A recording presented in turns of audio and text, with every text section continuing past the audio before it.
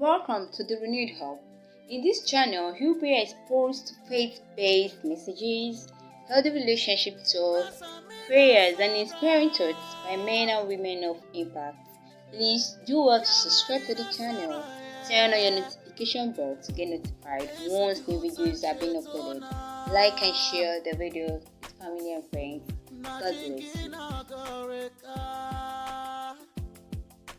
How to write your personal vision for your life.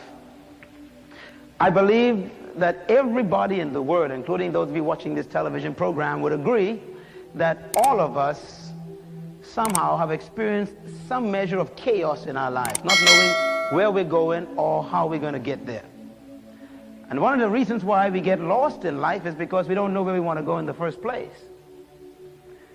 Now, when we talk about writing a vision for your life, I think people begin to think that this is a very meticulous, difficult, tedious thing to do. But really it isn't. And I want to begin with a couple of examples. How many of you here tonight have ever made up a grocery list? Let me see your hands. Wow, that's about everybody here. Question, why do you make grocery lists? Huh? Okay, number one, so you can't forget. So you can't forget what? What you want. Why else do you make a grocery list? So you don't buy what you don't want. Why else do you make a grocery list? So you don't buy the same thing twice. I like that. Why do you make a grocery list? What else? So that you could live according to your money, your budget. Very important. Why else do you make a grocery list? Saves you time. I like that. Write that down. It's good answers. You make a grocery list so that you can maximize your time in the store. One more reason. Why do you make a grocery list? So you won't, I heard that. So you won't forget. Someone said that before. What's the other reason? Exactly. You make a grocery list so that you will know exactly what you want before you even enter the store. But everyone miss one of the simple things about it, why you make a grocery list. Yes, one more. Well, so you can average how much you want to spend. Okay, I guess that's I heard that earlier.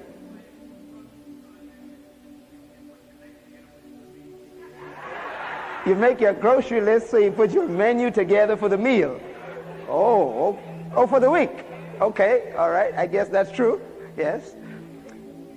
But here's another reason. I think it's a very important one. You can write this down. We make lists so that we can limit and control ourselves. If you go into the food store without a specific, organized, defined reason, chances are you're going to come out with something you really didn't want or didn't want to purchase. Something you didn't need. Now, here's a strange question. If you make a grocery list just to go in the store to determine how much you're going to buy and what you should buy and what you shouldn't buy, how come we haven't made a list for our lives? I have with me today something that is very common, and I wanted to bring these with me tonight because I think they are very, very critical and interesting. These are what they call blueprints. This is a blueprint. A blueprint is the artistic conception or perceptions of a building or a structure that is not built yet.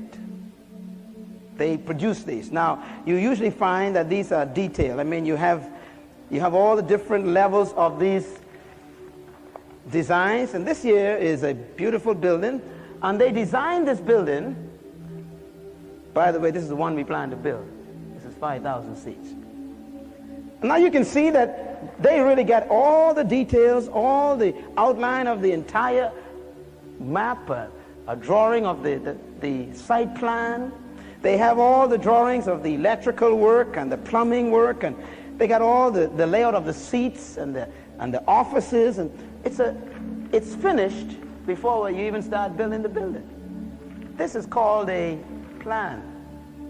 Now, most people, I think, are sometimes not even aware that this is the way your life is supposed to be. Your life is supposed to be on a piece of paper just like this. We're going to talk about this plan and why contractors keep them close to them all the time. The poorest man in the world is a man without a dream. The most frustrated man in the world, or woman, is the woman who has a dream but don't know how to bring it to pass. I believe with all my heart that every human being has one thing in common, all of us, and that is all of us have ideas. I think we will admit that every one of us have experienced tremendous amount of ideas, maybe even today. Good ideas. I'm talking about ideas of what you can accomplish. And sometimes you sit down and you think, oh, that would be a great thing to do, but you never do it.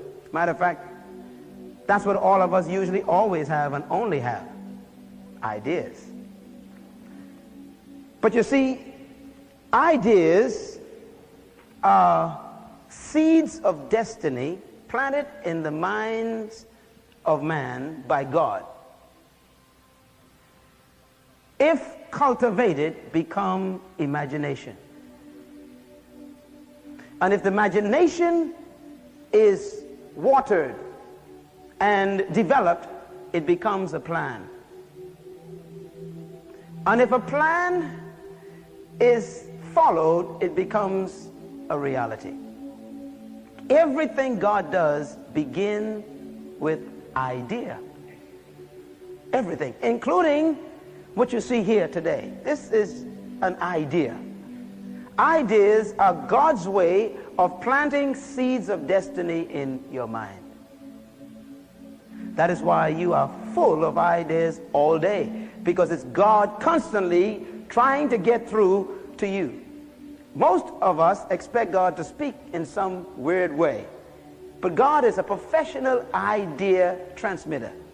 He transmits ideas to the human mind, and that is what we keep ignoring. The great ideas of God put in a mind that ain't used to thinking great.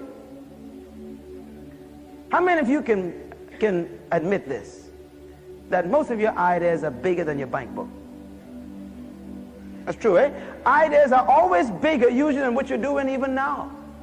And they always somehow seem to want to draw you out of the state you are in. Because ideas are God-sent seeds.